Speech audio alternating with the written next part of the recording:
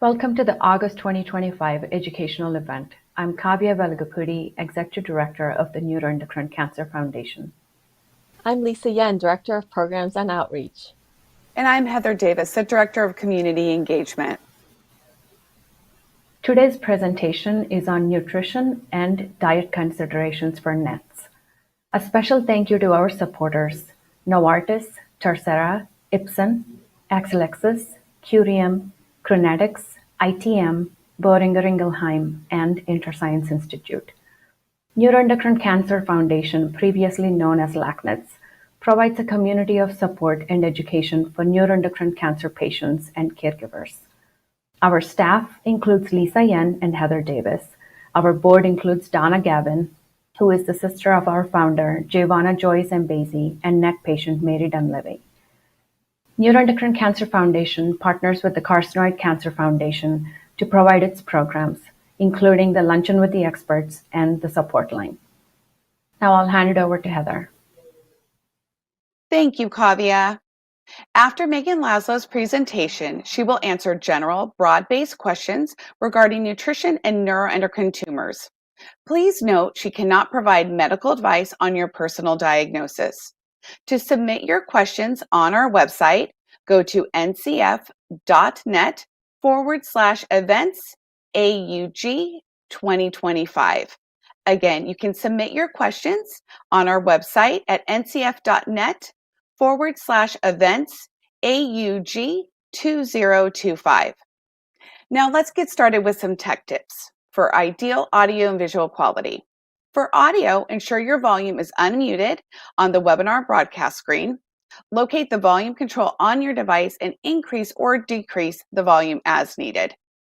YouTube offers closed captions options by clicking subtitles on the settings or the gear icon. For video, you can pause and rewind during the live broadcast and resume where you left off, or click live to reconnect to the live stream of the presentation. You may enlarge the webinar broadcast screen by clicking the full screen icon located in the bottom right-hand corner. This webinar is being recorded and can be viewed on our website and YouTube channel shortly after this broadcast. When watching a previously recorded broadcast, please note you are able to adjust the playback speed incrementally, slower or faster by clicking the playback speed from the settings icon. Our YouTube channel features over 450 educational and wellness videos, testimonials, and podcasts. Click videos or playlists to find patient and caregiver stories, information on types of treatments such as PRRT, liver-directed therapies, targeted systemic therapies, information on imaging, surgery, and our annual conferences. And you can also find our educational videos by topic in our video library on our homepage. Find us on social media. We can be found on Facebook, X, and Instagram, and our handle is @NCFCancer. And be sure to add us to your safe sender email list. I'd like to remind our audience that our webinars are created for educational purposes and do not substitute for medical advice. The views shared in this webinar are from the experts' experience and insights. Please contact your medical team with questions or concerns about your individual care or treatment. And now I'll hand it back over to Lisa. Thank you, Heather. We understand that nutrition and diet are common concerns for many in our community. Food is a vital part of our daily lives, and its importance becomes even greater when living with neuroendocrine cancer. That's why we're especially pleased to welcome today's guest speaker, Meghan Laszlo, who will be addressing nutrition and diet concerns for neuroendocrine tumors. Meghan Laszlo is a registered dietitian and board-certified specialist in oncology nutrition at Cedars-Sinai Hospital in Los Angeles. She works closely with individuals affected by gastrointestinal and neuroendocrine cancers, helping them use nutrition to support their treatment and overall well-being. Meghan is passionate about translating the latest research into practical strategies and leads a teaching kitchen where she uses hands-on culinary education to inspire positive, sustainable dietary changes. Meghan is no stranger to our community. She has spoken at several of our in-person education events even before COVID, and she was also our very first podcast guest. Many NET patients see her locally in Los Angeles, where I also reside, and she has since expanded her reach through a virtual platform, making her expertise accessible to even more people. We're thrilled to have her join us today. Welcome, Meghan.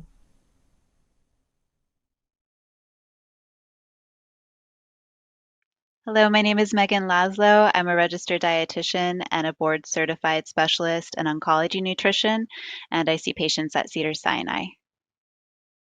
So today I want to talk with you about medical nutrition therapy for neuroendocrine cancer. And this is our agenda. I want to discuss nutrition and cancer risk reduction, pancreatic exocrine insufficiency, which is often used interchangeably with fat malabsorption. We want to talk about carcinoid syndrome, blood glucose management, and also symptom management. So let's talk about nutrition and cancer risk reduction. I want to highlight our guidelines from the American Institute for Cancer Research and the World Cancer Research Fund. And these are 10 recommendations that are focused on cancer risk reduction. But it also makes sense to continue to follow these recommendations even if you have a history of cancer. And they include be a healthy weight, be physically active, eat a diet that's rich in whole grains, vegetables, fruit, and beans, limit consumption of fast foods and other processed foods, limit consumption of red and processed meat, as well as sweetened beverages, alcohol, not to use dietary supplements specifically for cancer prevention. For mothers, breastfeed if you can, and then after a cancer diagnosis, continue to follow these recommendations. And there's good evidence to show that adhering to these guidelines is associated with reduced mortality risk from all causes, including cancer and heart disease. It reduces the risk of cancer, and it's associated with a 10 to 61% lower risk of cancer incidence and mortality, and that for each recommendation followed, the risk of cancer could be postponed by 1.6 years. And I want to take a moment to focus a bit more on what a plant-based diet is, because it often gets used interchangeably with a vegan diet. Or when we talk a lot about focusing on plants, individuals may think that they can't have animal products. But this really is a dietary pattern that's centered on whole, unrefined, or minimally refined plants. And it's been shown to have a lower environmental impact and lower risk of diet-related chronic disease. And protein needs can be met through both animal and plant sources. And I think when you look at your plate as an example of what your entire diet is like, 75% of your plate or 75% of your diet should be plant-based foods, and 25% can be animal-based foods if desired. And when we think about protein and how do we get adequate protein, this is very important, particularly for individuals that have a cancer diagnosis. We know that protein needs are often elevated, particularly if the disease is advanced or if there's disease in the liver that can change the body's metabolism. So needs are really individualized. Most adults do benefit from about 70 to 100 grams of protein per day. But within that context, we still want to limit red meat to less than 18 ounces per week, avoid processed meats. Red meats are considered a probable carcinogen, and processed meats are considered a carcinogen. Processed meats are any meat that's been smoked, salted, or cured. So think bacon, bologna, bresaola, meats like that. And we want to think about choosing more fish. The recommendation is for at least 8 ounces of fatty fish per week. And that includes things like salmon, tuna, trout, sardines, mackerel. And that's a recommendation from the American Psychiatric Association as well as the American Heart Association. And really think about plant-based proteins as well and how to get enough of these to meet protein needs. And I think a good way to think about this is when you are having more plant-based proteins within your meal, it's good to have multiple sources within the same meal. So having whole grains with beans, adding some nuts or seeds can help achieve this 70 to 100 grams of protein per day. And many individuals may benefit from a protein supplement as well.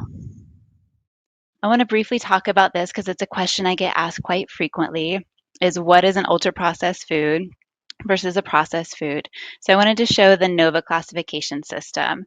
This was developed for research purposes to define the difference between ultra-processed and processed food. So there's 4 categories. The first is unprocessed or minimally processed foods.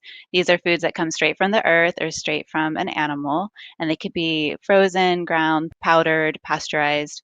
And then we have processed culinary ingredients. These are substances that come from the environment, like salt and sugar, bacteria, yeast. And then we have processed foods. So processed foods are group 1 plus group 2. This could be something like freshly made bread, vegetables canned in a brine, fruit that's jarred in syrup, or fresh cheese, canned tuna, ground meat. These are foods that have gone through a process, but they're not considered ultra processed foods.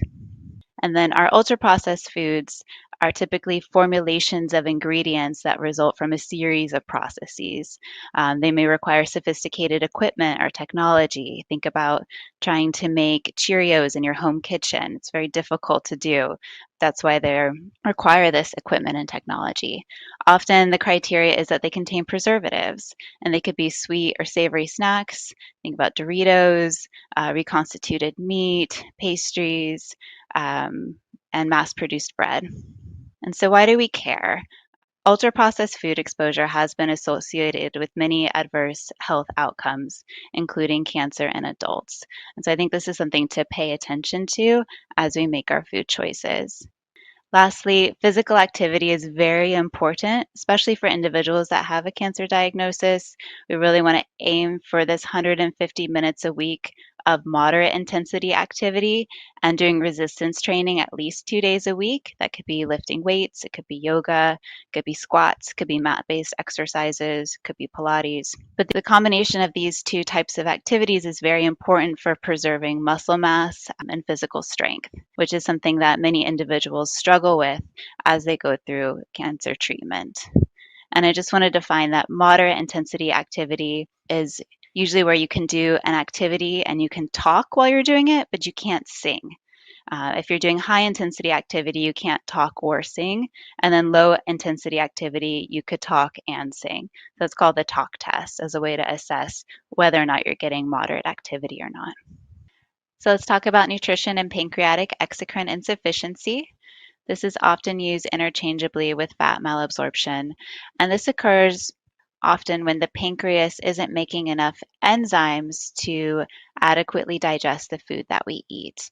And we have multiple places in the body where we make digestive enzymes. We have digestive enzymes for carbohydrates in our saliva and for protein in our stomach, but we really rely on the pancreas for fat digestion.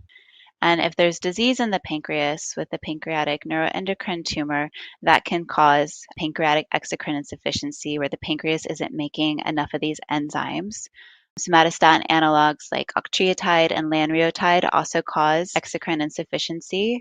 And surgery can cause this as well, from the pancreas being resected or altered anatomy where maybe the stomach isn't emptying as quickly as it used to, or there's a disruption in how the enzymes are mixing with the food.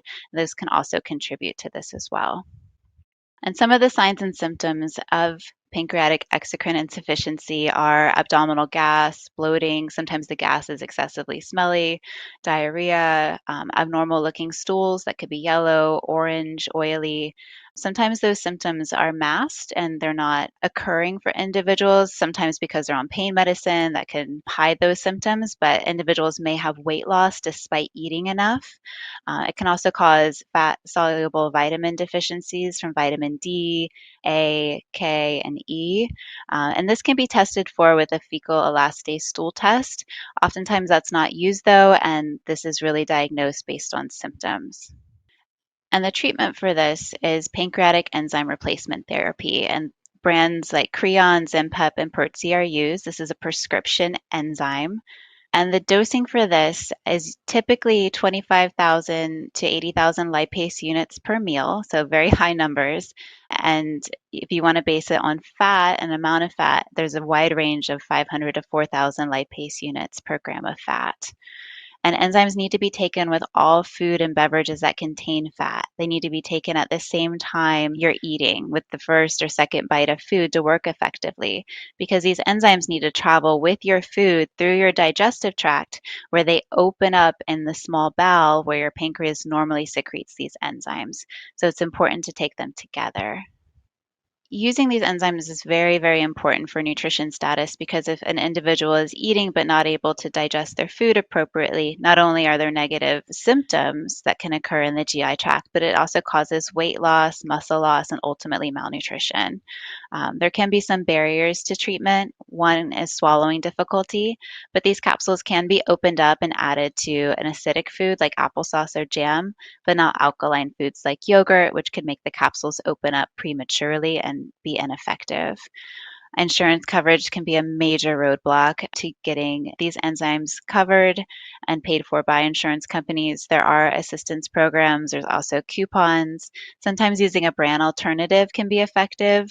For example, if insurance doesn't want to provide enough coverage for Creon, perhaps they may cover Zenpep, and those are things you can explore with your physician. Appropriate dosing is still a major barrier. I often see these enzymes prescribed as take 3 times per day, without the instruction to take them with every meal, every snack, every beverage that contains fat, whether that's a nutrition shake. So that can be a challenge. And just being very adherent to using them with every meal and snack can also be a challenge as well. And so for our nutrition support of this, we really encourage establishing a routine of getting used to taking them with every meal, snack, nutrition drink, taking them at the same time as the food. If you are budgeting them because you don't have good insurance coverage, or you just kind of need a break from them during the day, it's okay to have a fat-free snack and skip them. That's completely appropriate to do, in a way that you can kind of budget how many enzymes you're using per day. When observing food labels, it can be useful to estimate about 4,000 lipase units per gram of fat. That is the high end of the range. But if you are someone that's prescribed the Creon 24,000 lipase unit, that would cover about 6 grams of fat, which is about the amount of fat that's in an egg. If you have a higher dose, the 36 would cover 9 grams of fat. The Zenpep 40,000 would cover 10. So you could use that as a way to estimate how many are needed. I don't think it's useful to do that with all foods, but I think if you have a food label, it's useful to look at it and just observe how much fat is in the food that you're going to eat. Excessive amounts of fiber can interfere with the effectiveness of these enzymes, so sometimes taking fiber supplements or having a very high fiber diet can sequester fat in the GI tract and make the enzymes less effective. And you don't want to take any antacids like Tums or Maalox or baking soda and water and drink that at the same time as taking the enzymes, because that will make them ineffective as well. So let's look at a meal plan and just kind of see how many enzymes would be needed for different foods. This is a 2,000 calorie diet with 90 grams of protein. So you can see, for example, a breakfast smoothie that's got, let's look at our fat sources, that's got some almond butter, some milk. It's about 13 grams of fat. So you could estimate, depending on the dosage of enzymes prescribed, about 54,000 lipase units. For lunch, we're estimating about a tablespoon of oil in this stir fry of bok choy, tofu, mushrooms, and brown rice. And about 48,000 lipase units would be needed. And then looking at the snack, same thing.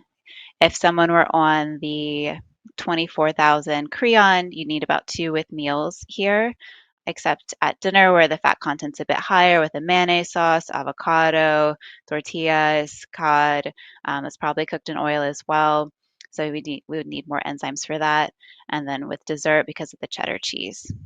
This is a way to just kind of look at food choices and start to estimate how many to take. In terms of supplements for individuals with pancreatic exocrine insufficiency, sometimes medium chain triglyceride oil can be helpful, or MCT oil. This is a special type of fat that doesn't need lipase to be digested or absorbed, just absorbed into the intestinal wall. So this can serve as a calorie supplement. Each tablespoon yields about 130 calories. And this is an interesting type of oil in that it's water soluble, so it can be added to beverages, smoothies, and yogurt, and can be a good calorie source. It can cause cramping if taking too much, so it is something you'd want to start out with a tablespoon per day and slowly increase up to a maximum of 3 tablespoons per day. Clear oral nutrition supplements can be helpful as well, like protein water, Boost, Soothe, or Ensure Clear. These are all fat-free and do not require the supplemental enzymes. So that could be something to use as a supplement if budgeting enzyme use. And then I just wanted to touch briefly on the over-the-counter pancreatic enzymes. They are less expensive, but they are not regulated by the Food and Drug Administration. They're often in low dosages. So to cover the amount of fat eating in a regular meal, you may need 5 or 6 capsules of these, and they're often not enterically coated. So if these are porcine-based, they may just get degraded by the stomach acid because they're not appropriately coated for that use. So I just want to recommend caution with any over-the-counter supplements. They're likely ineffective in this context. So a couple questions you could ask your provider is, one, can you change my enzyme prescription to adult dosing? If your prescription is for Creon 6000, take 3 times a day, that is a pediatric dose. So that's something to talk with your doctor about to make sure you're on the appropriate amount, and that what you're prescribed matches your eating pattern. So if you're not eating just 3 times per day, you're eating 3 meals and 2 snacks, you are going to need more capsules of enzymes than the amount that would be prescribed for eating 3 times per day.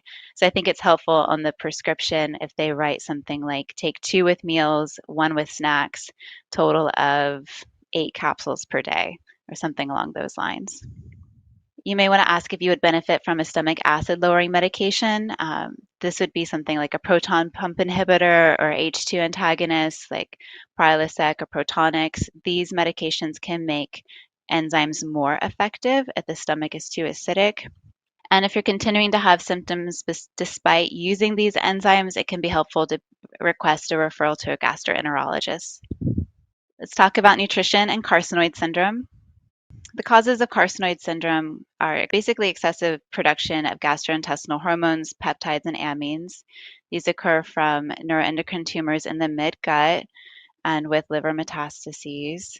And we often think about carcinoid syndrome as these symptoms of flushing and diarrhea and others included, but they relate back to what are called the 5 E's. So eating can be a trigger for these symptoms, exercise, ethanol or alcohol, emotional state, whether it's stress or excitement, can sometimes be a trigger, as well as epinephrine. And some of the signs and symptoms include body flushing, diarrhea. They could be wheezing, hypotension, bradycardia, there's like slow heart rate, feeling fatigued or confused.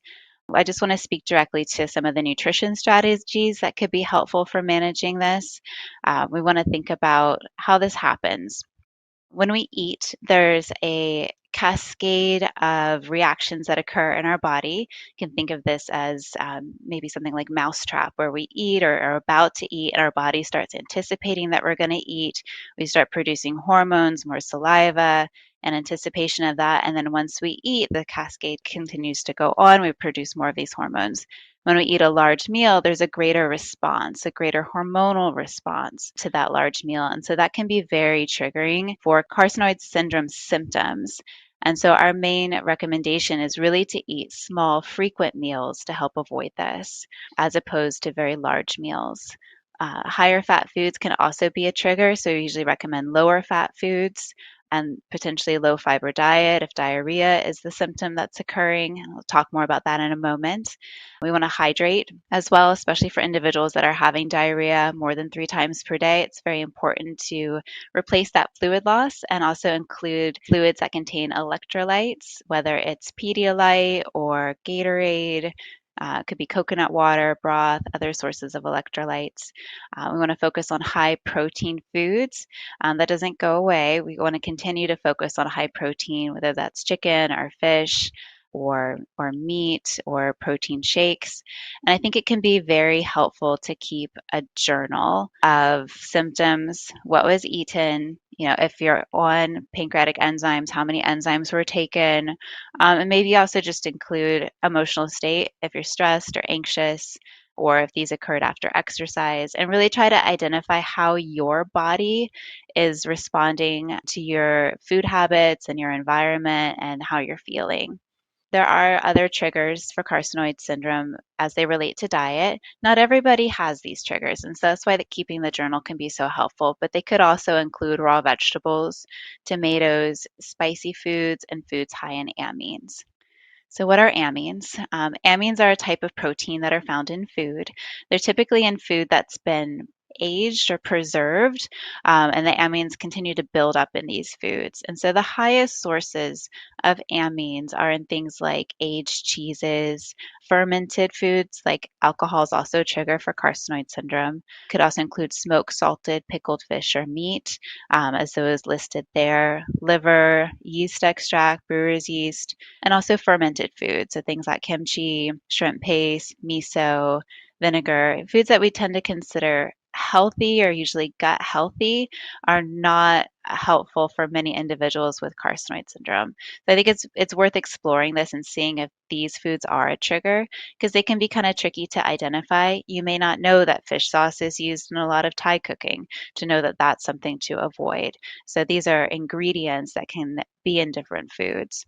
More moderate sources of amines are things like chocolate, avocado, raspberries, bananas, peanuts, coconut as well. And so what I usually recommend is to focus more on these nutrition strategies first, avoiding the foods high in amines because it can be quite restrictive, and see if you get a benefit from this before automatically taking all sources of amines out of the diet that may not be indicated. Let's talk about niacin.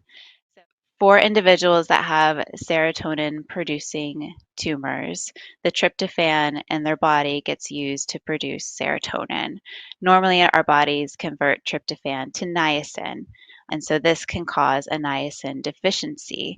Niacin deficiency is pretty rare, but this is one of the few cases where it can occur. And I typically recommend niacin supplementation for individuals that do have elevated serotonin levels because of this. Testing for niacin deficiency isn't very easy to do. The blood tests are often unreliable, and this is true with many nutrition related blood tests, unfortunately. I think it's safe to take a niacin supplement. However, if you are supplementing niacin, you want to use nicotinamide and not nicotinic acid. It's important to look at the label. The nicotinic acid can cause flushing, so that's something you would want to avoid. And the general recommendation is for 300 milligrams per day for 3 to 4 weeks of niacin supplementation. That may be transient, just depending on how often your serotonin is being checked. And there's not established guidelines for this, for how often to take niacin. So that's something to kind of work with your provider on. I just want to point out some of the signs of niacin deficiency can include diarrhea, which is a very common symptom regardless. It could also manifest as nausea or a bright red tongue. It can also appear as dermatitis, a red, dark, scaly rash, or also dementia, fatigue, cognitive difficulties, confusion. And not all of these symptoms appear together. This is called pellagra, but we don't see them all together. So it can be helpful to work with your provider to ask, do you think I could be niacin deficient? Could we assess for this? So here's a sample meal plan for carcinoid syndrome. I wanted to just put something out there that's very practical so you could see some different options given all of those restrictions. If you were to adhere to all of those restrictions, this is something that could be followed to ensure adequate protein and a good variety of nutrients. Lastly, I wanted to highlight the foods that need to be avoided for individuals taking the 5-HIAA urine test. These are high serotonin foods that can interfere with the test results. They need to be avoided for 48 hours prior to and 24 hours during urine collection. It's not intuitive, so it's good to take a good look at this list and make sure you're avoiding all of those foods for 48 hours prior to and 24 hours during. Otherwise, these foods don't need to be avoided, and there's no evidence that they influence treatment outcomes or the disease itself. Let's talk about nutrition and blood glucose management. This is a big question, and I want to highlight the general recommendations for this. So some of the causes for having hyperglycemia are a history of diabetes, disease in the pancreas, could be from pancreatic neuroendocrine tumor, PNET. Somatostatin analogs can cause diabetes or high blood glucose. mTOR inhibitors like everolimus, steroids, and also surgery. If the pancreas has been resected, that can also cause diabetes. And the nutrition intervention for diabetes management, even if it's transient, is a consistent carbohydrate diet. And this includes avoiding simple sugars like fruit juice, soda, foods prepared with added sugars, pastries, candy, simple sugars like that, adding sugar to your tea or coffee, limiting carbohydrates to each meal to around a cup. This is the most basic, simple way to think about this. If you look at all of your foods, whether it's bread, pasta, potatoes, corn, tortillas, rice, and you want to keep the volume of that to less than about the size of a cup or less than the size of a baseball per meal. And that will usually be adequate to limit the carbs at each meal so that you're having carbohydrate space throughout the day and not consuming too many at one time, causing elevation in blood sugar.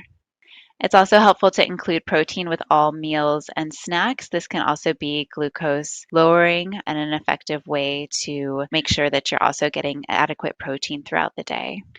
And try not to skip meals. It's important to eat at regular intervals during the day to keep blood sugars maintained. You don't want to go long periods of time without eating. That can contribute to hypoglycemia or cause overeating later in the day, contributing to hyperglycemia. This is carbohydrate counting. So this is basically a point system for estimating the amounts of carbohydrates that are in each meal and spacing them out throughout the day. So each serving counts as 15 grams of carbs. And we want to aim for about 30 to 45 grams per meal and 0 to 15 grams per snack. So you can see some of these food choices here. Some of them may be smaller than you thought, and some of them may be larger. For example, a small fruit is usually considered 15 grams or a cup of chopped fruit, or 3 cups of popcorn. You get quite a bit more with that compared to something like half a cup of cooked cereal. And it's important to look at food labels, looking at the total carbohydrates. Fiber is a type of carbohydrate, and to get the true amount of carbs in a meal, you can subtract the amount of dietary fiber from total carbohydrates, and that will give you the net carbohydrates, and you can use this number rather than the total. This is also a great way to review whether or not a product has added sugars, because that line is now required on nutrition labels, so you can see if any sugars have been added as a sweetening agent. Current dietary guidance is to limit added sugars to less than 50 grams per day. So that may be helpful if you're looking at products like yogurt or pasta sauce or peanut butter that tend to have kind of unanticipated amounts of added sugar. This is that same meal plan from earlier, 2,000 calories, 90 grams of protein. I just wanted to highlight the amount of carbohydrates in the meals and snacks. And this is the net carbohydrates, so the fiber was subtracted from the total carbs. So you can see this is also considered a diabetic meal plan as well, considering that each meal is around 45 grams of carbohydrates and snacks are around 15. This could be modified as well for someone with hyperglycemia. You could take the smoothie, do half of a banana instead of a whole banana. With a snack, you could remove the crackers and lower the carbohydrate content that way.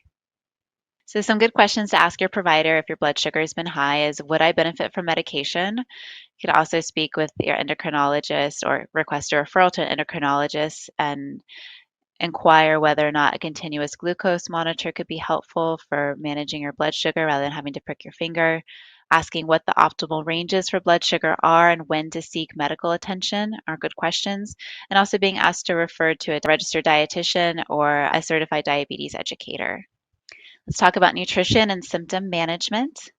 So I've alluded to this, but there are many different causes for diarrhea, and it's very important to get to try to understand what's contributing to it, whether it's fat maldigestion from pancreatic exocrine insufficiency, whether it's niacin deficiency, carcinoid syndrome, for individuals that have had lots of small bowel resections or small intestine resections, whether or not short bowel syndrome could be a contributing factor to this if there's not enough remaining bowel for good absorption, and that's causing the diarrhea, whether or not it's bile acid malabsorption from terminal ileum resections or the ileocecal valve has been removed. Those can contribute to bile acid malabsorption, and you may need treatment with a bile acid sequestrant. So the treatment for each of these is very specific.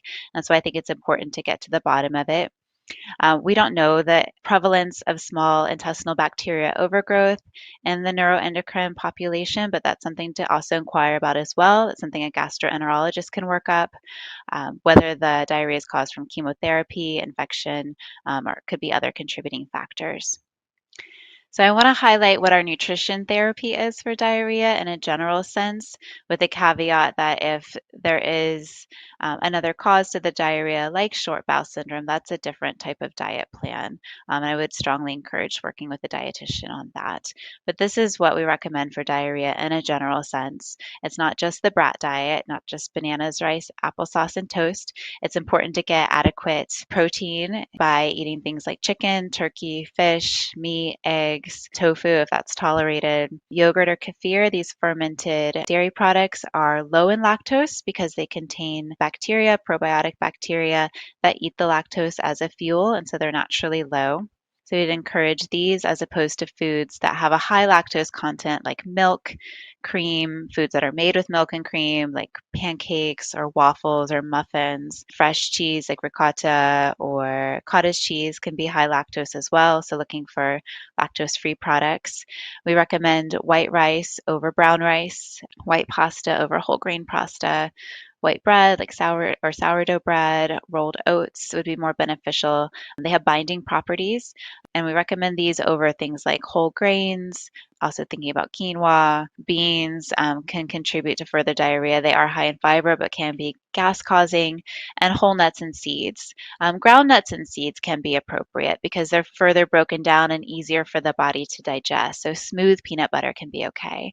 We recommend cooked vegetables over raw vegetables, and fruits that are lower in fiber. So things like banana, melon, where we don't eat the peel, peeled apples or jarred peaches and pears, as opposed to fibrous berries, oranges, pomegranates, and other fruits. And then encourage hydration with electrolyte containing beverages. That could mean sports drinks, oral rehydration drinks like Pedialyte, broth, or coconut water, or even something like tomato juice if you're tolerating tomatoes. That's very high in electrolytes, salt, and potassium, as opposed to alcohol, which can further contribute to diarrhea, caffeine, and concentrated sugars like soda and apple juice can have an osmotic effect. Fiber supplements can be helpful. If taken, I do recommend taking them separately from pancreatic enzyme replacement. And usually you want to use them without consuming a lot of water at the same time so that they have a gelling effect. So if you were taking a soluble fiber supplement, you actually want to mix it in about half the water that's recommended on the Metamucil package, for example, or consider the fiber wafers and kind of take them separately from fluids so that you're alternating with fiber and fluid so that you give the fiber a chance to kind of gel and help bind the stool together. You want to avoid supplements like vitamin C and magnesium, which can further exacerbate diarrhea. So fatigue is a common symptom. For nutrition therapy management, we recommend choosing easy to prepare meals that don't require a lot of time in the kitchen or standing up at the counter. Trying to eat frequently so that you're having an energy source coming in every 3 to 4 hours. This can also be helpful for preserving muscle mass and strength. If we're going longer than 4 hours without eating, our body may start breaking down our muscle for energy. And so eating frequently can help preserve lean mass and also keep up energy. Hydration is very important. Being dehydrated can further contribute to fatigue, so that's something to focus on. And maybe you want to consider meal delivery services or ready to eat meals. Having lots of easy single serving snacks at home can also be helpful when attempting these small meals so frequently. And exercise, which is counterintuitive, but it can be beneficial to exercise as a way to manage fatigue. And that could mean walking for 15 minutes outside just to try to build up that endurance. It could mean 10 minutes. Maybe it's 10 minutes twice a day, but trying to get out and walk and move your body as a way to help manage fatigue symptoms. And also asking for help from friends, family, letting folks know that you may benefit from a meal train or something like that can be incredibly helpful. Decreased appetite is another challenge. I usually suggest pivoting to more liquid foods. Oftentimes they can be easier to eat than solid food. For example, it may be easier to drink a smoothie than to eat a sandwich when you don't want to eat. This could include soups, kefir, and even nutrition shakes. And you could work with your doctor or dietitian to determine the best oral nutrition shake, whether it's something like Kate Farms or Glucerna or Ensure or Owen. There's many different options out on the marketplace now, and it's important to determine whether you're using it as a meal replacement and using it quite frequently, or if it's just a nutrition supplement to help bridge the gap in what you're able to eat. It's helpful to eat on a regular schedule, trying to eat at least every 4 hours during the day, especially if your portions are small. It's important to eat more often in order to get enough. I think it's also helpful to engage in distracted eating, which is kind of the opposite we recommend for individuals trying to lose weight, where you're eating while watching TV or looking at your phone or talking with other people. So you're not hyper focused on the task at hand. Exercise can also increase appetite as well. If you feel that your appetite is decreased because of your emotional state, you're feeling depressed, anxious, excessively worried, it's important to seek support and also discuss your resources and treatment options with your provider. And discuss appetite stimulants with your provider as well, if those may be helpful for you, and which ones would be the most helpful. For weight loss and weight loss management, I think that a lot of this comes back to symptom management, managing the symptoms that are causing weight loss, whether it's diarrhea, whether it's fat malabsorption that's contributing to it, or lack of appetite, lack of resources to the bottom of it. Again, we still encourage small, frequent meals with this as well, and consuming calorically dense foods. So I usually recommend starting with protein, making sure every meal, every snack has a protein source, and then adding something with it. And if you're not eating very much, what you are eating needs to have more calories. And that could be from mayonnaise, it could be from a little bit of avocado or cheese, peanut butter. Those can really help bridge the gap in calories. And also liberalizing dietary restrictions in the setting of excessive weight loss or malnutrition can be an important way to make sure that needs are being met. And nutrition shakes, like the ones I mentioned earlier, or homemade smoothies, can be very helpful. The smoothies can include protein powder, calorie supplements like the MCT oil, or just be calorically dense. You can easily make a 450, 500 calorie shake by adding things like peanut butter, chia seeds, and other nutrient and calorie dense ingredients. Lastly, I wanted to highlight a couple resources. I wasn't able to speak to this very much, but there is a fantastic resource for short bowel syndrome called the Adult Patient Guide to Managing a Short Bowel. There's a link right here to get access to this. It's a great booklet with very detailed information. And then for individuals with a pancreatic neuroendocrine tumor, there's the Pancreatic Cancer Action Network, and they have this peanut booklet that is free to be shipped to your home, as is the short bowel syndrome booklet as well. Thank you.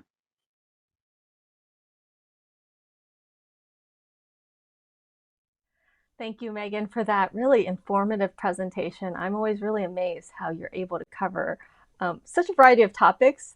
And I know we could continue on and talk about this for hours. So thank you also for joining us for this live question and answer session where we can answer some of these multitudes of questions as well.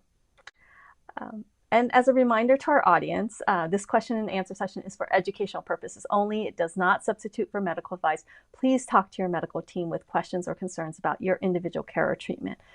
We have received over 50 questions. I've tried to group them and narrow them down a little bit. We will try to get to as many general questions on this topic as possible, but note we will address broad-based questions only. Megan cannot provide specific feedback on your specific situation, and also we will not necessarily address the questions in the order they were submitted, but instead we're going to group them in a way that makes sense and will best serve the audience. So with that, we'll get to the very first question, which is something we really need to get out of the way because this is a very common question and everyone wonders this. Does sugar feed cancer? Oh, sorry, we can't hear you. I think we're having a tech issue.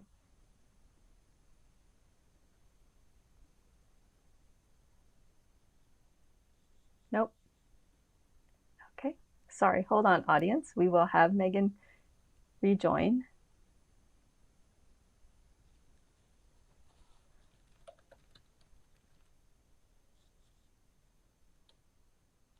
Nope. It's fine on this end. We'll just have to keep trying. Oh.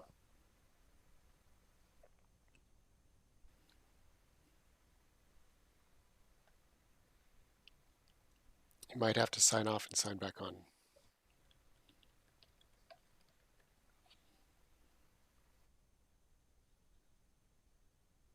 Okay.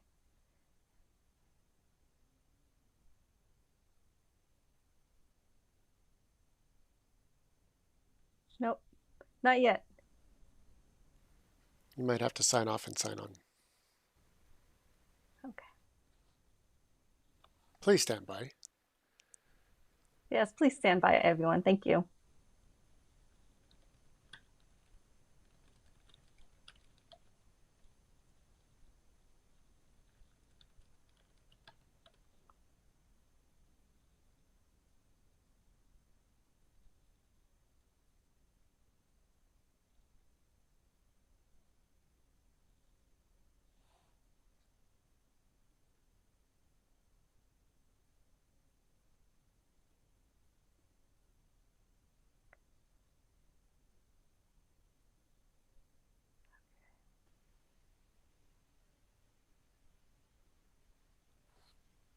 Testing? Yes. Okay, great. Thank you. Welcome back, Megan. Thank you for your patience, everyone. So Megan, this is the hottest question. Does sugar feed cancer? This is a very common question and one I get asked quite frequently, and it really stems from a couple different things. One, this better understanding of what tumors use as a fuel source, and we know that many cancer types do use glucose as a fuel source and use amino acids and fats and other things from the host environment as well. And so this is a common question that comes up out of that concern and that real drive and motivation to do everything possible to slow disease growth.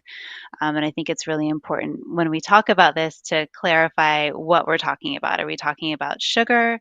Are we talking about starch? Are we talking about eliminating all sources of carbohydrates? And I think that it's most important to acknowledge the lack of research showing a benefit to avoiding carbohydrates in particular.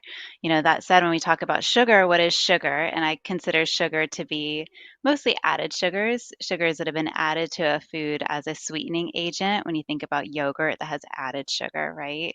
And compare the nutritional value of that to something like a sweet potato, which is a complex carbohydrate that has fiber and lots of other nutrients, right? So I think there's a large benefit to consuming complex carbohydrates for their nutrient density, but less of a nutritional benefit to consuming white table sugar, for example. We don't get nutrients from that, we just get pure energy. So I think those are important considerations. And just to acknowledge the real lack of research studies showing that there's a benefit to carbohydrate restriction in general. I think there's a huge benefit to managing blood sugar levels if they're elevated or blood glucose levels if they're elevated consistently and using diet as a strategy to manage that. But to date, there's not current evidence to say that all individuals with a cancer diagnosis should avoid added sugar or carbohydrates. So I think we need to really look at the person as an individual and meet their individualized needs based on their A1C, based on their blood sugar levels, based on whether or not they are consuming adequate calories and are adequately nourished. For someone that is really struggling with getting enough to eat and drink and hydrate, it may be beneficial to have some discretionary amounts of added sugar in the diet. So we don't want to be unnecessarily overly restrictive. And I'll revert back, or at least highlight our USDA guidance to limit added sugars. So these are sugars that have been added to foods as a sweetening agent to less than 10% of total calories. So for someone on a 2,000 calorie diet, that comes out to about 50 grams of added sugar per day, or about 12 teaspoons. So that may be a good reference level for what is considered a moderate amount of added sugars as you're perusing labels and paying attention to this. But I do think in a general sense, it is good to limit added sugars, especially from sugary drinks, which we know have an association with many different cancer types. We know that excessive added sugar can cause excessive body fat and weight gain, and those are risk factors for many cancer types as well. So I think it's important to look at it through those perspectives. Yeah, thank you for really explaining that. I think you named really clearly the anxiety that many of us have when facing a cancer and something like neuroendocrine. What if I'm doing something that's hurting me, that's causing the tumors to grow? So a related question is, what, if any, food or nutrition strategies, any special diets, heavy vegan, more protein, can help with slowing or stopping that tumor growth? Or if someone has no evidence of this disease, to staying that way, staying without any tumors. I think many people, we're willing to do anything possible, right, to try to be cancer free. Yes.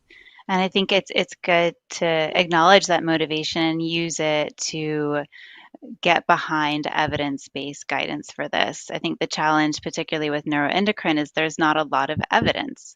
There's not a lot of research in diet and neuroendocrine tumors.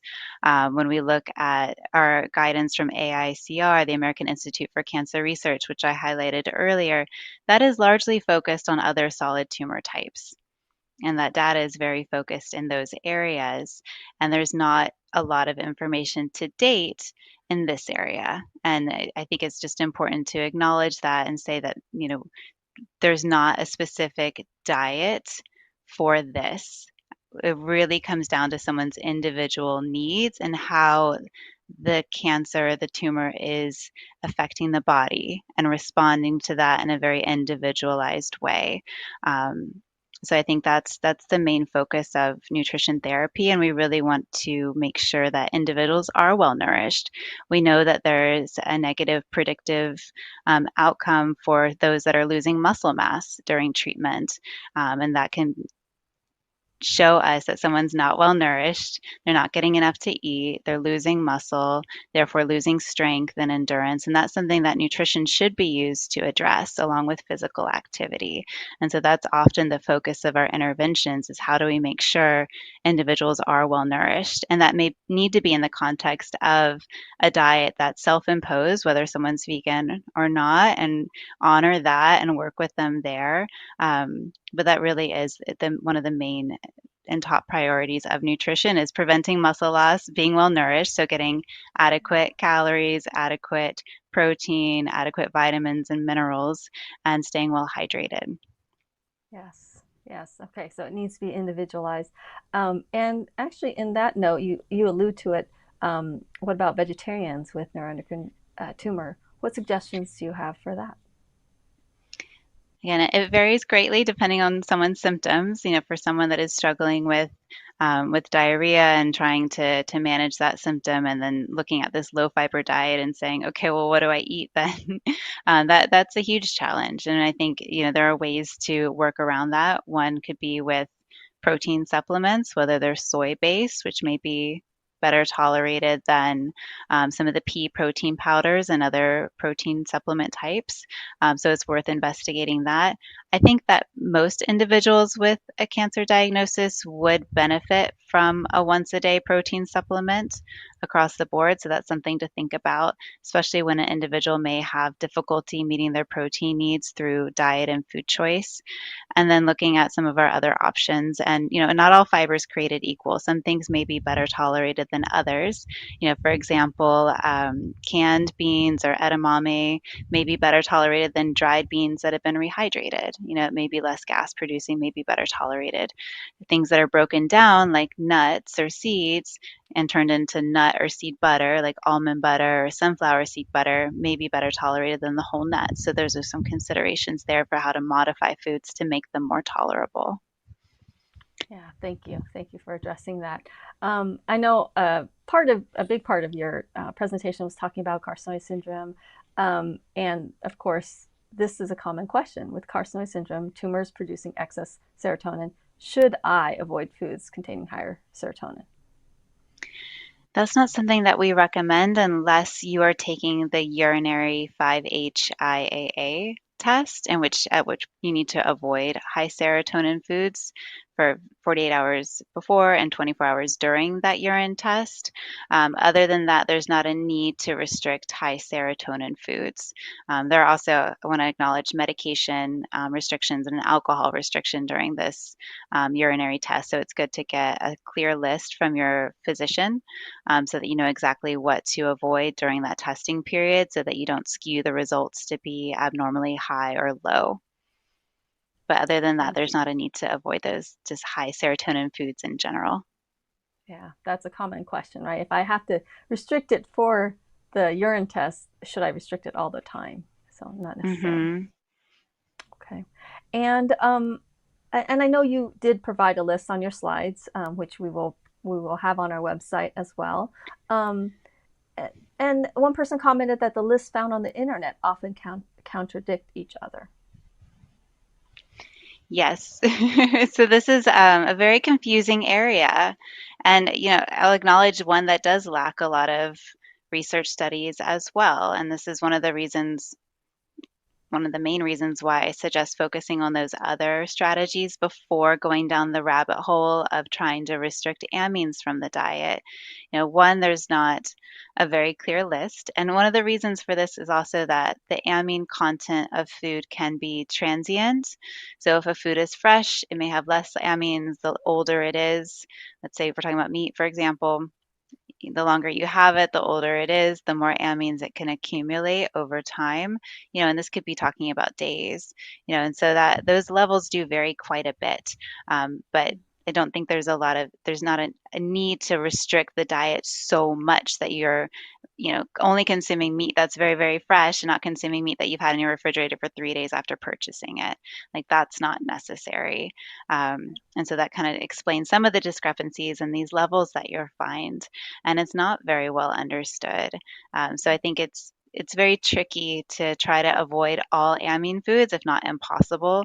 And I think it's definitely worth trying those other strategies of having smaller meals, avoiding raw vegetables, limiting tomatoes and alcohol and other potential triggers before trialing something like a low amine diet because of the lack of research on it and because of the confusion and lack of just information about amine content in general. Yeah, thank you. Can you explain how and why amines in food affect some people with NETs and how it can be detrimental if it is? So I think that the main detriment would be the symptom that's experienced, whether it's the flushing or the diarrhea. The theory, as I understand it, is that the amines may trigger the tumors to produce more hormone. And so this, again, going back to this cascade of interactions that occurs with eating. But again, it's not well understood, but I think it's something that can be identified.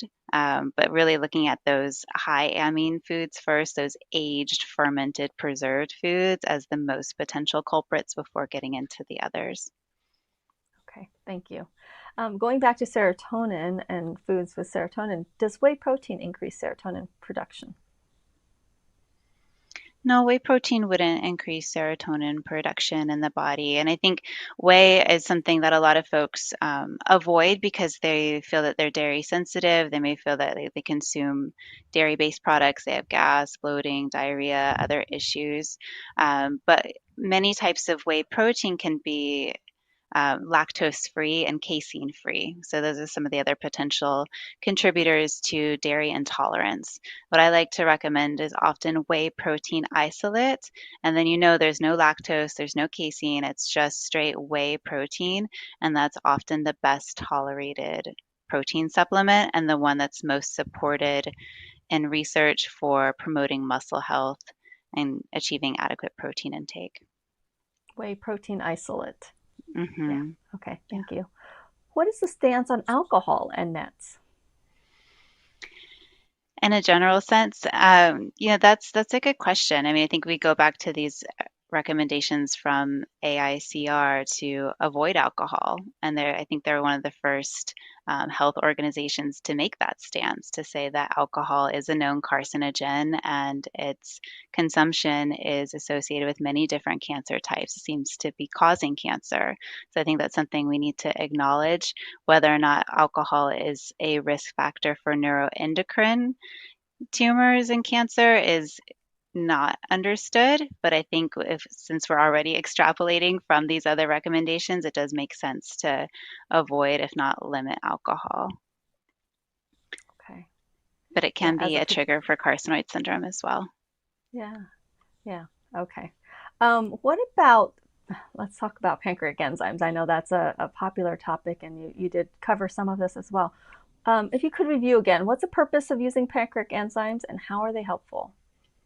Okay, so the purpose of using pancreatic enzymes would be to most oftentimes supplement the enzymes that your pancreas makes. So if you have had a pancreatic resection, if you are being treated with octreotide or lanreotide, those can inhibit how much enzyme your pancreas makes. Also, after surgery, if you've had a Whipple surgery, for example, your anatomy is altered so that enzymes from your pancreas may not be appropriately mixing with the food that's been eaten, or if the stomach isn't emptying normally, you have delayed stomach emptying that can also interfere with how these enzymes are mixing with your food. And so when those things happen, what often occurs is lower GI symptoms of gas, bloating, diarrhea, oily stools. But from the nutrition side of things, fat malabsorption or maldigestion. So you may be eating fat, but not being able to digest or absorb it, which can cause those GI issues, but also cause weight loss and malnutrition. So the purpose of taking the enzymes would be to make sure that you're digesting your food appropriately and able to absorb fat and fat-soluble vitamins from the diet.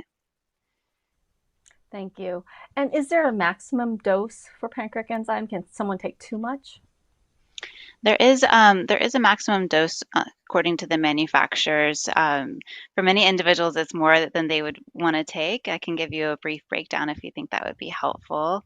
Sure. So the maximum is 10,000 lipase units per kilogram of body weight. So let's say you're 150 pounds. So that would come out to 68 kilograms, right? So we're going to multiply that by 10,000 lipase units. Let's say you're on Creon 24,000 lipase units. So we'll just divide it by that. And so the maximum amount would be 28 capsules per day. But you Okay. can work with a pharmacist to go through that arithmetic if helpful so that you feel safe in using it, and work with your doctor on the prescription itself to ensure that you have enough capsules based on your symptoms. Yeah. A different question, somewhat related. I heard that not taking enough Creon per meal makes it pointless because of malabsorption. Is this true? Because it's hard to accurately calculate the fat and everything. Yes. And I think that brings up a good point. We don't have a great way of measuring how much enzyme your pancreas is producing and how good of a job it's digesting the fat. A lot of this is done just based on symptoms.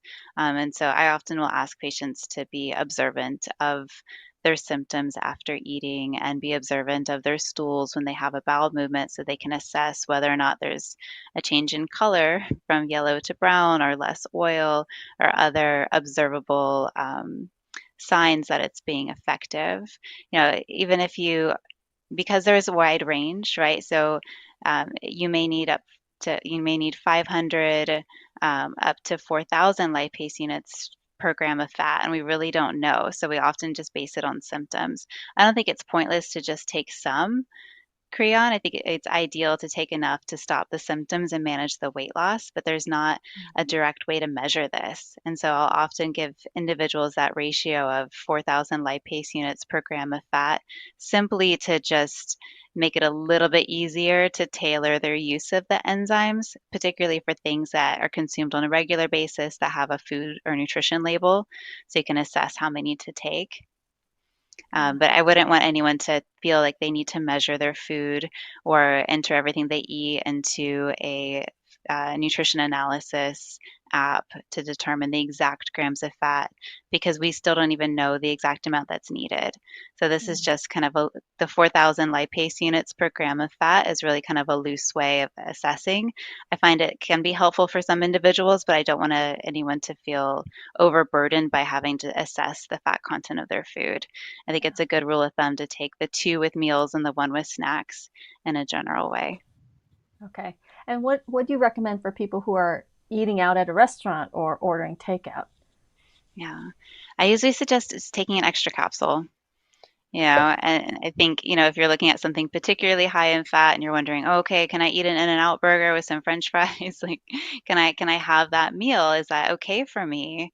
And I've done the calculations for it, and I've had individuals just say, "Look, this has a lot more fat in it. You probably need 4 with this meal," and do that and have success with it. So, I don't think that's a healthy food to choose regularly, but I don't want anyone to feel like they can't occasionally have something like that and kind of just test to see how much coverage of the enzymes they can really get. And I think that can be okay. Yeah. Okay. So have an extra capsule on hand at least, Hmm. and probably readily available. Okay. Yeah, Um, definitely. what about nausea? Do pancreatic enzymes help with nausea? No. I don't, not typically. I've had everything I've heard regarding that has mostly been anecdotal. Nausea is not a typical symptom of fat maldigestion or malabsorption or pancreatic exocrine insufficiency, so I wouldn't count on them to help with nausea. Okay. How are prescription and over-the-counter pancreatic enzymes different? They're different in several ways. The prescription enzymes, going by the adult dosing, are in much larger amounts than those you'll find over the counter or online. There's also a lot of variation in the coding of these enzymes. And so the prescription enzymes, with the exception of Viocase, all the brands are enterically coated. This means they are those little white balls or white microspheres have a coating on them so that they don't open up in the body until they get to the alkaline environment of the small intestine. So the goal is to protect the enzymes to pass through the stomach without getting degraded. A lot of the over-the-counter enzymes that are porcine based, they're from pigs, they are not enterically coated. So they're unlikely to survive the stomach acid to reach the small bowel and work effectively. So that can be a major drawback with the over-the-counter enzymes. And then they're also not regulated by the Food and Drug Administration to say that they have in them what they say they have in them and at the dosage that is written on the bottle. So that lack of oversight and regulation is another reason why we often recommend avoiding them. Okay. Thanks for clarifying. What about ketchup, barbecue sauce, mayonnaise? Why might ketchup, barbecue sauce, mayonnaise cause me to go to the bathroom shortly after consuming them? I do take Creon. That's a difficult question to answer. I don't think I can answer that without, you know, working with you directly and really looking at your individual needs and your medical history and everything, the other medications that you're using and things like that. It may be helpful to keep a food record and journal and write down, what you're eating and drinking, how much Creon you're using, and your bowel habits, and be able to present that information to your provider or someone else on your care team so that they can help support you to help determining if the food is a contributing factor. Yeah, thank you. Let's talk a little bit about. I know you touched on in your presentation as well about hyperglycemia and diabetes. So lanreotide or somatostatin analogs are raising my A1C level after 6 injections from 5.8 to 6.4. What are some food strategies to avoid letting the injections push me into diabetic status? Well, thank you for bringing this up. And I want to also just acknowledge that the carbohydrate counting and the consistent carbohydrate diet information were just very general and not meant to be tailored to an individual. Someone's needs may be higher or lower than what was presented there. But I think a good strategy is making sure that you're eating throughout the day, not skipping meals. So trying to eat something every 4 hours, 5 hours during the day to help stabilize blood sugar or blood glucose levels, and that you're paying attention to how much carbohydrates are being consumed per meal. And so checking and making sure that you're aware of all the different food sources of carbohydrates. And I think a good rule of thumb is to kind of go back to that example I spoke of earlier where all of the carbohydrates in the meal, the bread, the pasta, rice, starchy vegetables like potatoes or corn, um, fruits, even dairy products also contain carbohydrates as well are ultimately limited to less than the size of a baseball, just as a good rule of thumb to start out with. And then the rest of the meal can be your lean protein. It could be chicken, it could be fish, it could be tofu, right? Those aren't going to contain carbohydrates. And then filling up the rest of the plate with some non-starchy vegetables, cooked or raw, just depending on what your needs are. So it sounds like if the A1C is going up, they may or may not need to go on a diabetic diet, but definitely considering how much carbohydrates they're taking in. Right, and kind of see where it goes and work with your provider to see if glucose lowering medications are needed and how often your blood sugar should be tested to keep a closer eye on it. Yeah. Yeah, What I about also people? think that, oh, go ahead. Go ahead. No, go ahead. I was going to say, I also think there's a value to ensuring that you're doing adequate physical activity, if that's something that you can engage in, and that can be another management strategy as well. Even just getting in the habit of walking after eating can help lower blood sugar levels too. That's a really good point. It's not just about what you put in your mouth, but activity. Yeah, thank you. What about people who already have the diagnosis of diabetes? What are your suggestions? It's really continuing with a consistent carbohydrate diet and working with your endocrinologist on blood sugar management is one of the best strategies to employ. And it could be worth asking for a referral to a certified diabetes educator for more tailored information, or someone that can, if you're wearing a continuous glucose monitor, someone that can look at that data and really help work with you to identify how your individual body is responding to different carbohydrate containing foods, because we are all individuals and our bodies do respond differently. So I think it could be worth getting a greater level of detail and education for what your needs are. Yeah, it needs to be individualized. On the flip And side, that's what all. about manage? Oh, go ahead. Mhm. I was going to say that's often a coverable clinician visit as well, to have diabetes education, either from a dietitian or from a nurse that's a certified diabetes educator. So it's something to consider too. Insurance should cover that, including Medicare. That's a really good point. Yeah, that should be covered. On the flip side, what about managing hypoglycemia? Now, this can be a huge challenge, especially for individuals with insulinomas, right? And so a lot of these strategies that we've been talking about earlier would definitely need to be modified to ensure that someone's getting enough carbohydrates to keep their blood sugar high enough during the day, and eating frequently and being conscious of getting enough carbs in each meal. But yeah, I think it's important for this particular question to get down to the root cause. Are you becoming hypoglycemic because of insulin or other medications, or taking insulin and then not eating carbohydrates? I think these are good questions to bring up with your provider, to just really try to understand why you're becoming hypoglycemic, and is it related to medication or the Thank, disease itself, just depending on what you're working with. yeah, thank you for that. This is an interesting question, and this is really common now that there's substitutes. Is unsweetened almond milk good for you, or is it okay to eat ice cream made from oat milk? Okay. Uh, unsweetened almond milk, I think it's important to consider a couple things about it. One is it's really not, I don't want to say it's not a good source of anything, but it doesn't have protein in it. It's very low protein. It may have a gram per cup, so it's extremely low protein. It can be a good source of calcium if calcium is added to it. It's something that's important to look at on nutrition labels for dairy alternatives or non-dairy milks, just to see, does this have calcium in it? Does it have protein in it? Manufacturers are not required to make these products nutritionally similar to milk. So that's something to check out on the label. I don't think it's necessarily bad for you. I think it can be a good vehicle for other things. If you're making a smoothie or making a porridge or something else with it. But almond milk by itself, I don't think has a lot of nutritional value. I would mostly look at it as a source of hydration more than anything.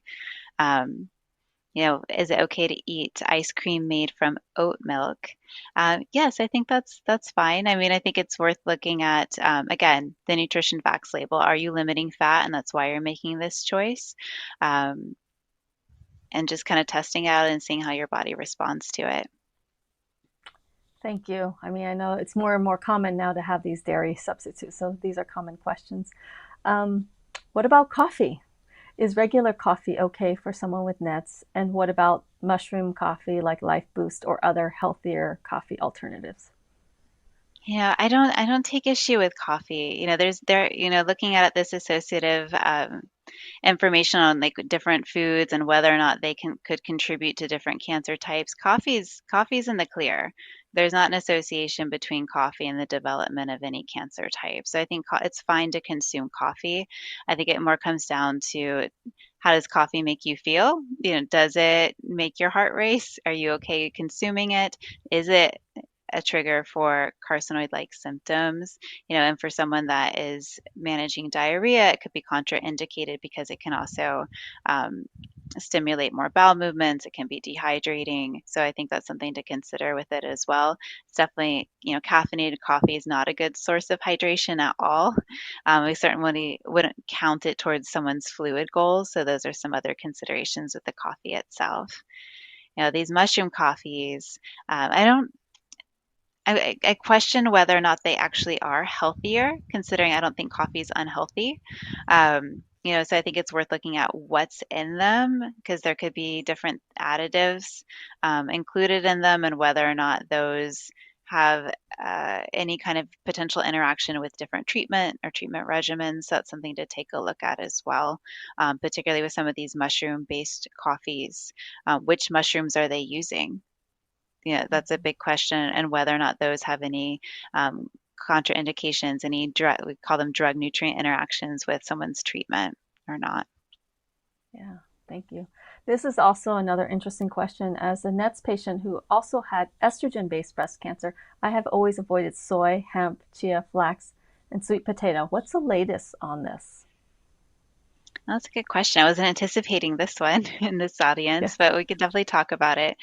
So there's a long history of concern regarding soy isoflavones or soy phytoestrogens and estrogen, let's just say estrogen receptor positive breast cancer or other hormone related cancers. And a lot of that concern comes from research that was done on rats and mice and not on humans. But since that time, over the past 15 years, it's been uncovered that there's really not a concern to having plant-based phytoestrogens in the diet, whether it's from soybeans or soy milk or miso or other foods like sweet potato, for example, and that these foods are safe to eat and likely protective against breast cancer.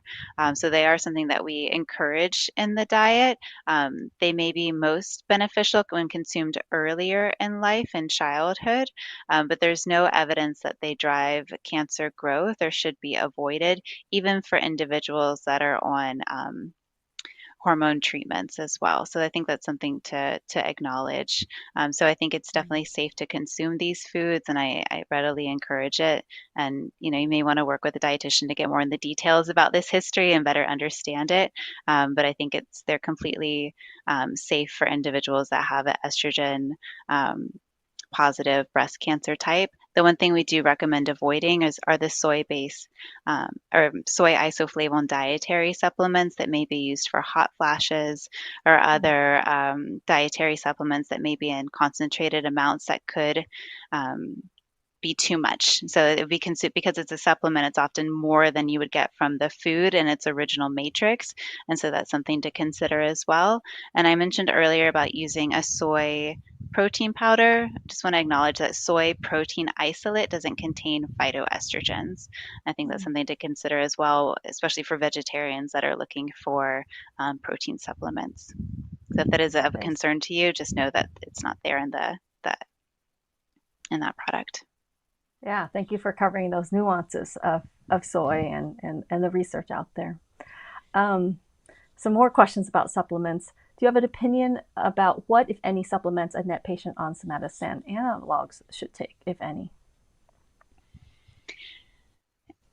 Typically, for me, it really comes down to the niacin supplements I mentioned earlier. So many individuals may benefit from taking a niacin supplement or working with their medical team to assess niacin status through a urinary test. So I think there could be some benefit there. Any other supplements would be purely based on need, whether or not you're eating adequate protein, whether or not you need pancreatic enzyme replacement because of this, or, as we spoke about in the presentation, if something like medium chain triglyceride oil or MCT oil could be helpful in bridging the gap in calories if you're someone that's trying to budget your enzymes, or other factors there. Sometimes it can be helpful to use oral nutrition shakes for weight maintenance, but really this is all very individualized. There's not like one supplement you should take if you're on a SSA. Yeah. This question came during your presentation related to the niacin. This person gets niacin flushing taking niacin. Do they still take the niacin? Do they still need to take the niacin? Well, I think it's worth looking at which type of niacin you're taking and making sure that's either a no flush version and checking that out. I think looking at the dose and going from there, and also talking with your provider. Do I need this? What are the reasons this was recommended? Is this something that should be assessed continually over time? Thank you. And this also came during your presentation. Would you elaborate on why dietary supplements are not recommended, please? I'm taking iron supplements due to anemia caused by fat elimination. So thank you for bringing this up. So the recommendation from the American Institute for Cancer Research, where it said to not take dietary supplements, that was to not take dietary supplements specifically for the purpose of preventing cancer. And the reason for that is there were several trials showing that some dietary supplements caused increased risk for the cancer type that was being studied. And so it comes from that data. And those were dietary supplements that were being taken for that purpose. Again, this comes back to our individualized needs. Someone with an iron deficiency, it's okay to take iron to supplement and correct the deficiency. It can be okay to take calcium to bridge the gap in calcium intake. It can be okay to take vitamin D to correct low vitamin D status. So those are okay. It's just not taking lots of it, like we'll just say antioxidant supplements, for example, for the purpose of trying to prevent or ward off cancer. I think it's more important to focus on the diet and trying to obtain a high quality diet and get your nutrient needs met through your food choices rather than relying on dietary supplements, which we know are poorly regulated by the FDA and have some concerns with them, rather than take those to meet your nutrition needs. Yeah, thank you for really clarifying this. I think it is really important to focus on what are you trying to accomplish, right? What is the goal? Just like with goals of treatment, and it's similar with diet. Are we, if the focus is to stop the cancer, you're saying that this is not what the goal is right now. The goal may be to feel better or to base it on needs, other needs. Mm-hmm. Yeah. Yeah, we don't want to just blanket take supplements and not really understand why we're taking them. Okay. You just mentioned this as well about vitamin D supplements. Should NET patients take vitamin D supplements? I think many individuals would benefit from it, but I think it's first important to assess vitamin D status to determine whether or not it's indicated, and then how much supplementation to take. So asking your physician to check your vitamin D is a pretty easy lab to get done.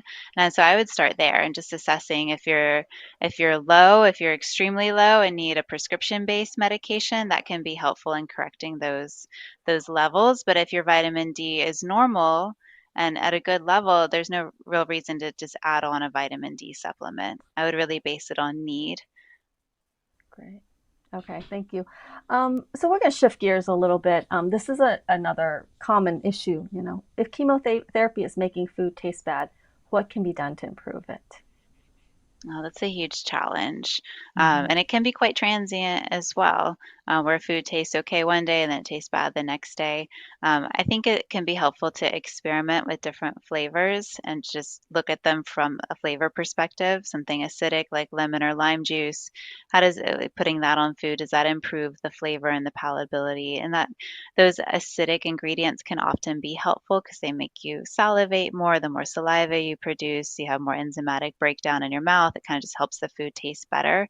Other individuals may benefit from slightly sweeter flavors to improve the taste of their food. So I think it's just worth looking at it from that perspective as like, okay, if I add something sour, does that help? If not, does sweet help? Maybe it helps to clean your mouth before you eat. It could be helpful to use a solution of water, baking soda, and salt. Quart of water, about a teaspoon of baking soda and salt each. Swish that around your mouth and spit just to kind of cleanse your palate. Other folks may find a benefit from something like pickled ginger as a palate cleanser, but could be worth experimenting with these different things to see what works best for you and how you're experiencing food. Yeah. And I like those little tips that you also added in your presentation about distraction and other things that can help as well, practical tips. What about this? Nausea is my biggest complaint. I'm trying to stay on the 5-HIAA diet, but still have some nausea. Well, just to restate this again, so the 5-HIAA diet is a temporary diet. You wouldn't need to follow that for more than 3 days. So it's not something you would want to stay on for a lengthy period of time. Nausea can be challenging. I think it's definitely worth working with your provider on anti-nausea medications, see if they can help, and then working with a dietitian to acknowledge other triggers for nausea and to help identify what could be further contributing to it.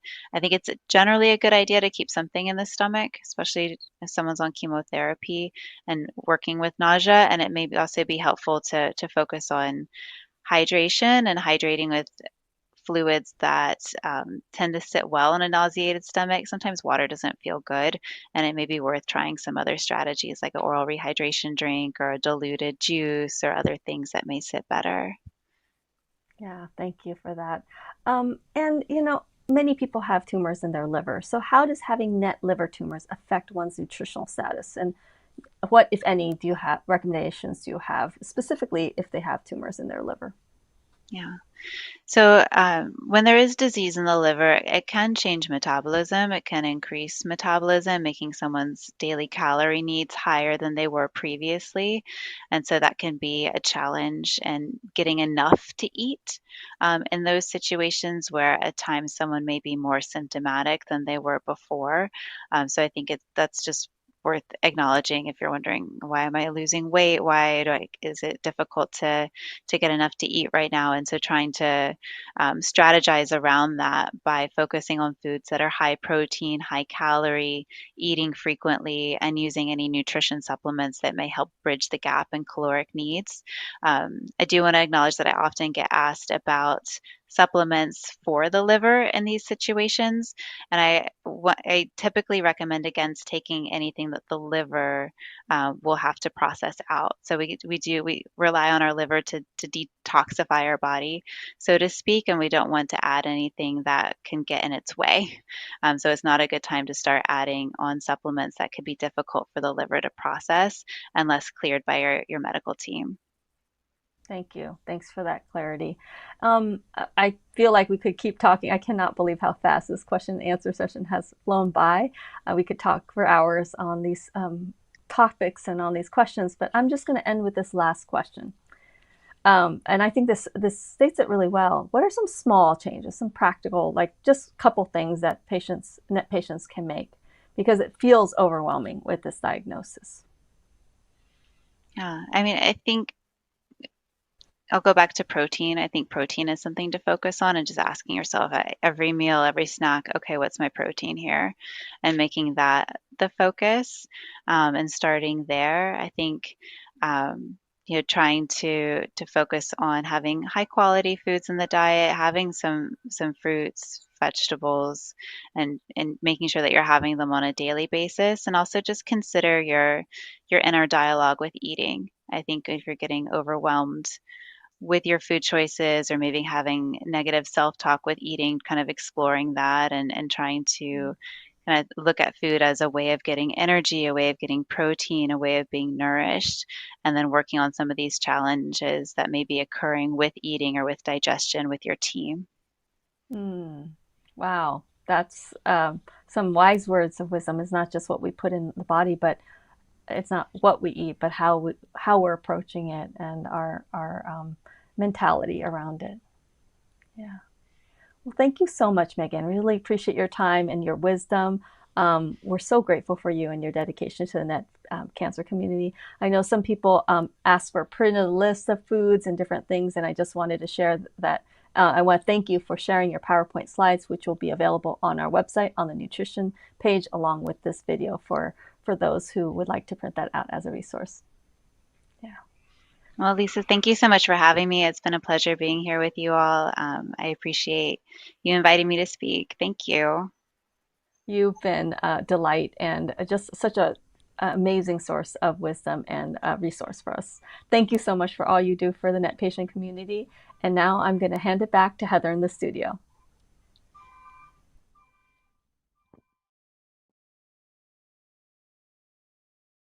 Thank you, Megan, for your helpful and thorough presentation and for clarifying nutrition considerations for those living with NETs.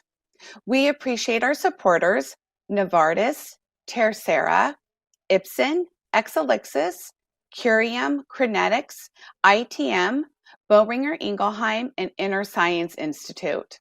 And educational programs like today's are also made possible by donors like you. Please consider making a donation today at ncf.net/donate. And a special thank you to our technical director, Rich Tamayo from TVP Live for this high-quality broadcast production. Again, today's presentation and Q&A session have been recorded and can be viewed on our website and YouTube channel shortly after this broadcast. If you registered for today's webinar, you may receive a survey via email. We would greatly appreciate you completing this survey as it helps us improve our content and with our fundraising efforts. Be sure to add events@ncf.net to your safe sender contacts, whitelist, and email lists. Again, follow us on social media to stay up to date on our upcoming events. Our handle is @NCFCancer. And now I'll hand it back over to Lisa. Thank you, Heather. The Neuroendocrine Cancer Foundation is a community of support and resources. We recognize that you are more than your disease, and we aim to support you as a whole person. To this end, we offer many resources and programs. Find out more on our website, ncf.net. We offer a monthly podcast featuring experts who answer the top 10 questions in their field. Go to our podcast page to check out the episode transcript, resources, and the 10 questions we asked the expert. And join us for a future event. On September 22nd, our webinar, Understanding Alpha and the Evolving PRRT Landscape with medical oncologist Uday Grewal at Emory Winship Cancer Institute in Atlanta is one not to miss. And in October, clinical psychologist Dr. Karen Kirstein from the Medical College of Wisconsin will discuss coping with neuroendocrine cancer, managing distress, worry, and grief. This will be a virtual event. Join us in person in Miami on Sunday, November 9th for our NET Cancer Day Symposium. It will be a day of education and celebration, a wonderful opportunity to hear from 10 NET experts and connect with others who understand what you're going through. Our December virtual event will feature Dr. Aman Chauhan, who will discuss the latest developments in immunotherapy for NETs. This will include current standard of care treatments, as well as cutting-edge clinical trials involving DLL3 targeted therapies, oncolytic viruses, CAR T-cell therapy, and combination approaches. Thank you again for joining us today. Goodbye, and we hope to see you at our next event.